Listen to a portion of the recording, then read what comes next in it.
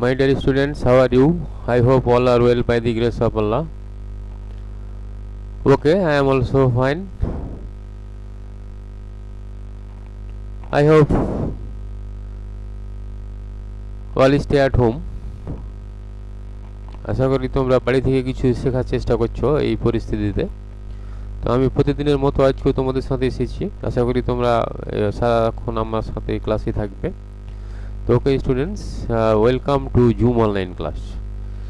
I am Abul Kalam Azad, assistant teacher, Satayatpur Fazil Madrasa, Sikbon, Chapanawganj. So okay, let's go to my Zoom online class. দেখো 9-10 class unit 5 lesson 4 নিয়ে তোমাদের সাথে আজকে আলোচনা হবে। তো okay students, look at the picture. দেখো তোমরা ছবিতে কি দেখতে পাচ্ছ? বিভিন্ন ধরনের কলকারখানা ধোঁয়া নির্গত করছে, মানে পরিবেশ দূষিত হচ্ছে। পরিবেশ দূষিতটা কে করছে? মানুষে করছে। তো okay students, man and pollution, এখানে আমরা মানুষ দেখতে পাচ্ছি এবং দূষিত হওয়ার একটা দৃশ্য দেখতে পাচ্ছি। তো okay, and look and the picture. দেখো এখানে আমরা মাছ দেখতে পাচ্ছি, মাছের পরিবেশের বিঘ্নতা ঘটছে এখানে। দেখো আমরা পরিবেশে ভারসাম্য নাই, সেটা আমরা দেখতে পাচ্ছি ছবিগুলোতে। তো ওকে স্টুডেন্টস, তাহলে আমরা কি নিয়ে আলোচনা করব নিশ্চয়ই তোমরা বুঝতে পারছো। ওকে,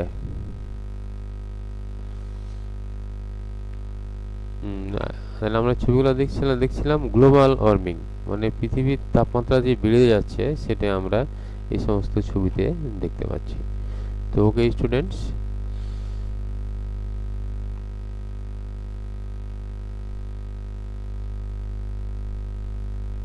তাহলে আমাদের আজকের বিষয় হচ্ছে, লেসন টাইটেল হচ্ছে, আজকের পাঠ হচ্ছে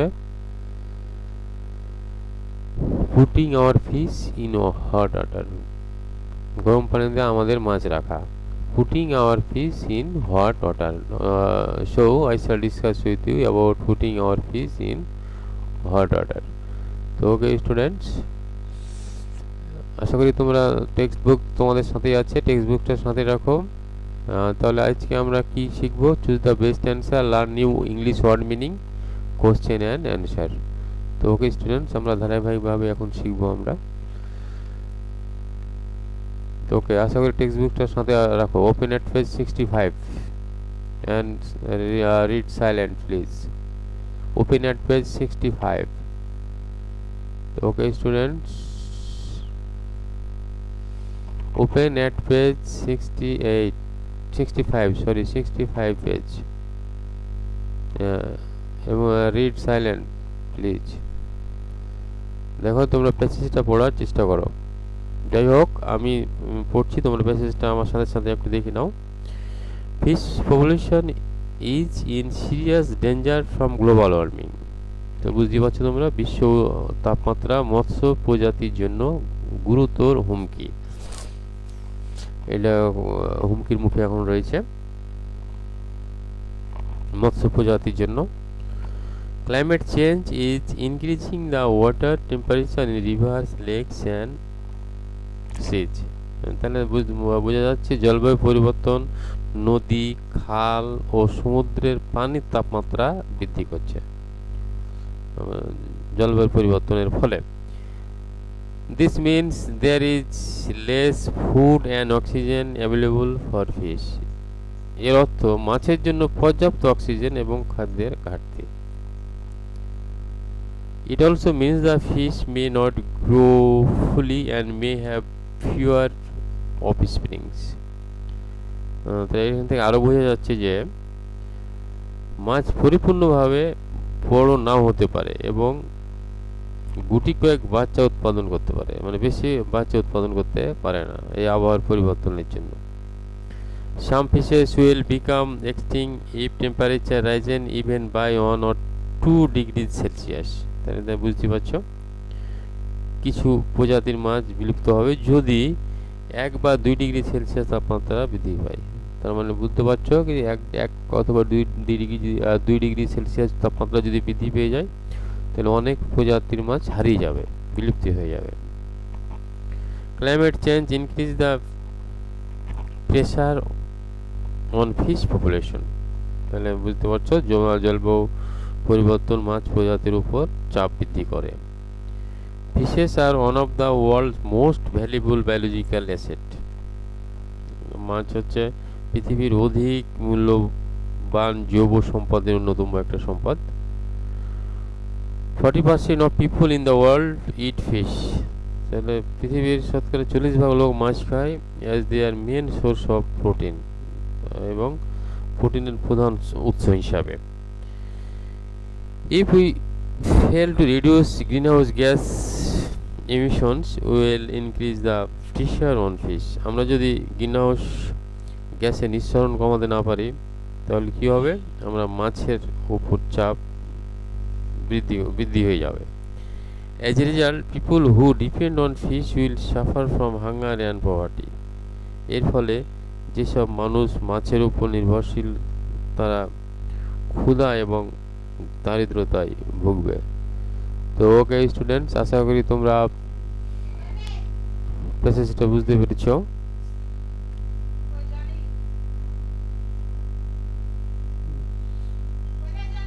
তো ওকে স্টুডেন্টস,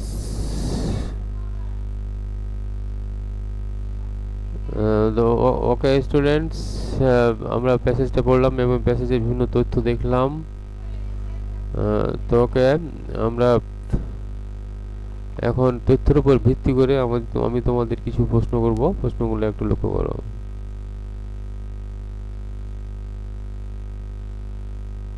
তোমরা গ্রুপ হয়ে যাও, গ্রুপ হয়ে এই প্রশ্নগুলোর অ্যান্সার করার চেষ্টা করো। ওকে স্টুডেন্টস, তোমরা প্রশ্নগুলো পড়ো, এক মিনিট দেখে নাও।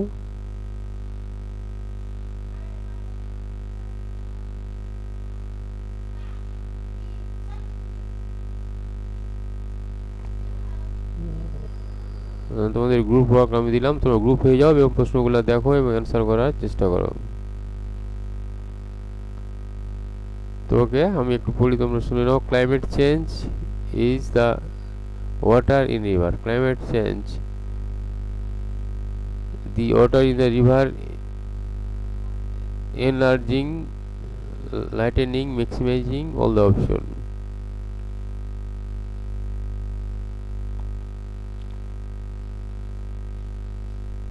Climate change is dash the water in the alarming, lengthening, maximizing all the option. দেখো এগুলার একই মিনিং হচ্ছে এনলার্জিং, লেন্থেনিং, ম্যাক্সিমাইজিং। তাহলে আমাদের অ্যান্সার হবে all the option. Okay, correct. Climate change creates less food staff, carbon dioxide, oxygen 1 and 3। তো দেখো এই জলবায়ু পরিবর্তন কমিয়ে দেই, ক্রিয়েট সৃষ্টি করে, কমিয়ে দেওয়ার ফুড স্টাফ, খাদ্যদ্রব্য, এবং অক্সিজেনটাকে কমিয়ে দেয়। তাহলে আমাদের উত্তর হচ্ছে 1 এবং 3। ওকে, দি ওয়ার্ড অফস্প্রিং মিন্স, দেখো ডিসেন্ডেন্ট বংশধর, চাইল্ড শিশু, বেবি শিশু।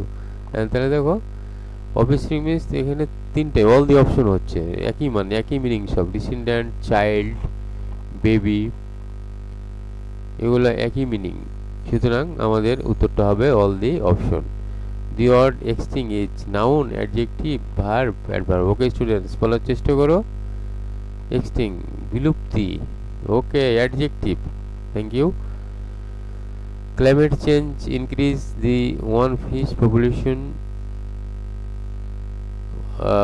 increase the dash on fish population, adversity, affliction, constraint, all the option। দেখো adversity, দেখো একই meaning. Okay, correct answer all the option. Climate change increase মানে জলবায়ু পরিবর্তন বৃদ্ধি পাচ্ছে, অন ফিশ পপুলেশন, অ্যাডভার্সিটি মানে ব্যাপক হারে, অ্যাফ্লিকশন বাধা, কনস্ট্যান্ট একই ধরনের মানে, সুতরাং এগুলো হবে all the option. Okay students, আশা করি তোমরা বুঝতে পারছো। তো let's go to the next slide. দেখো আমরা অ্যান্সারগুলো দেখিনি। All the option 1 and 3, all the option adjective, all the option. তো ওকে স্টুডেন্টস, আশা করি তোমরা বুঝতে পারছো। এবার আমরা ভোকাবুলারিগুলো দেখিনি। দেখো এক্সটিং, বিলুপ্তি হয়ে যাওয়া, কমে যাওয়া। দেখো ডিসঅ্যাপিয়ার, অদৃশ্য হয়ে যাওয়া। সোর্স, উৎস, অরিজিন। রিডিউস, কমে যাওয়া। ডিমিলিশ, ডিমিনিশ হচ্ছে কমে যাওয়া। তো ওকে। পভার্টি, দারিদ্রতা। ডেস্টিটিউশন। মেল্ট, গলে যাওয়া। লিকুইডিটি। চেঞ্জ, পরিবর্তন, জানো তোমরা এটা। অল্টার। ওকে স্টুডেন্টস, আমরা নিউ ভোকাবুলারি জানলাম। এবার আমরা ইন্ডিভিজুয়াল ওয়ার্ক, তোমরা নিজে নিজে উত্তর করার চেষ্টা করো। নিজে নিজে উত্তর করার চেষ্টা করো, প্রশ্নগুলো দেখো।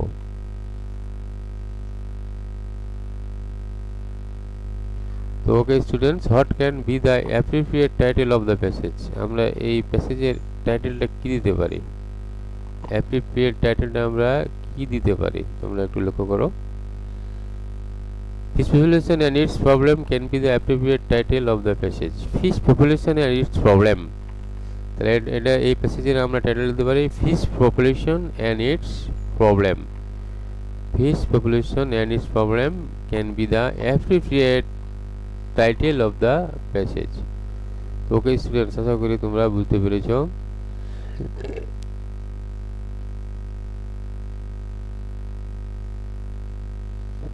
দেখো উত্তর দেখো, fish population and its problem can be the appropriate title of the passage. Okay students, what is the main threat of fish population? প্রধান হুমকি কি ফিশ পপুলেশনের? তাহলে তোমরা জানতে পারছো, তোমরা আশা করি চিত্র দেখছো এবং চিত্র দেখে বুঝতে পারছো মেন প্রবলেমটা কোথায়। দেখো আমরা প্রথম চিত্র দেখতে পাচ্ছি, তাপমাত্রার ফলে পাতা, গাছের পাতা ঝরে গেছে। ওকে, আমরা দ্বিতীয় চিত্রতে দেখতে পাচ্ছি যে পরিবেশ দূষিত হচ্ছে, কার্বন ডাইঅক্সাইডের পরিমাণ বেড়ে যাচ্ছে। তাহলে আমরা বলতে পারি global warming is the main threat of fish population. Global warming মানে পৃথিবীর তাপমাত্রাটা বেড়ে যাবে, মানে ফিশ পপুলেশনের থ্রেট। তো ওকে স্টুডেন্টস, আশা করি তোমরা বুঝতে পারছো। আমরা উত্তরটা একটু দেখে নিই।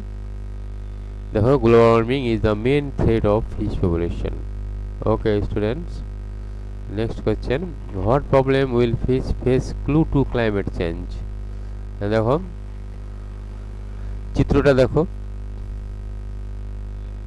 হোয়াট প্রবলেম কি সমস্যা will fish face due to climate change, পরিবর্তনের ফলে মাছের কি ধরনের প্রবলেম? তাহলে কি ধরনের প্রবলেম হতে পারে?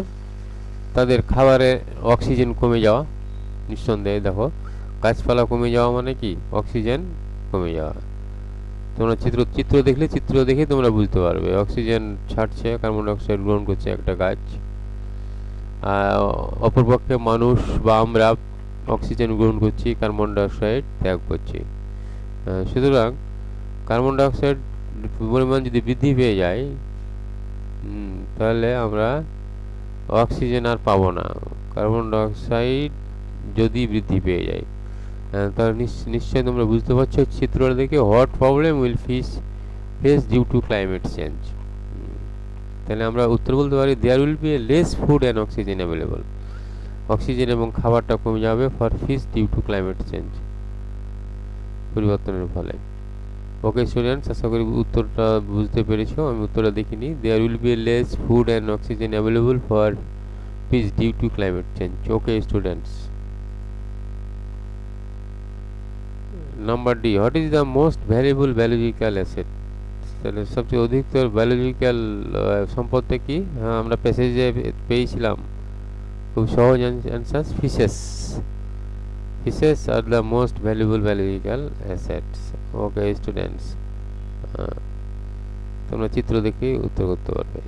তো ওকে, আশা করি তোমরা বুঝতে পারছো। Should we ban the hobby of fishing and why? আমরা কি ব্যান করতে পারি না, নিষিদ্ধ করতে পারি না মাছ ধরা? এবং কেন সেটা পারি না? ইয়েস, উই শুড ব্যান, আমরা আমাদের ব্যান করা উচিত the hobby of fishing to protect the fish population. Fish পপুলেশনকে বাঁচানোর জন্য আমাদের এই হবিটাকে ব্যান করা উচিত, নিষিদ্ধ করা উচিত। No, yes, we should ban the hobby or of fishing to protect fish population. Okay, students.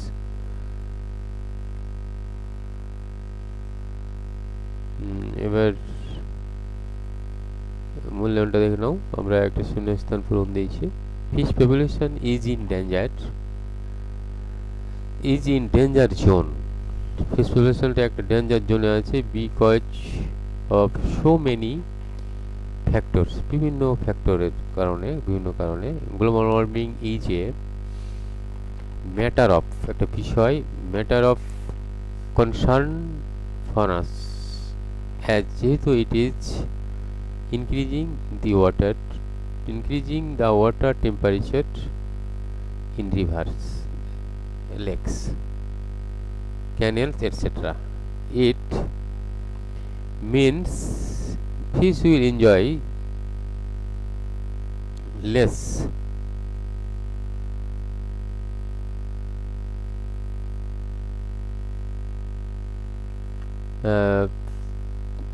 it means fish will enjoy less food as well as oxygen for its natural habitation. তো ওকে student, আশা করি তোমরা বুঝতে পারছো। তাহলে আমি আবার একটু বলে দিই। Fish population is danger zone because of so many factors. Global warming is a matter of concern for us, মানে এক ধরনের একটা কনসার্ন হয়ে গেছে আমাদের জন্য, as it is increasing for us as it is increasing the water temperature of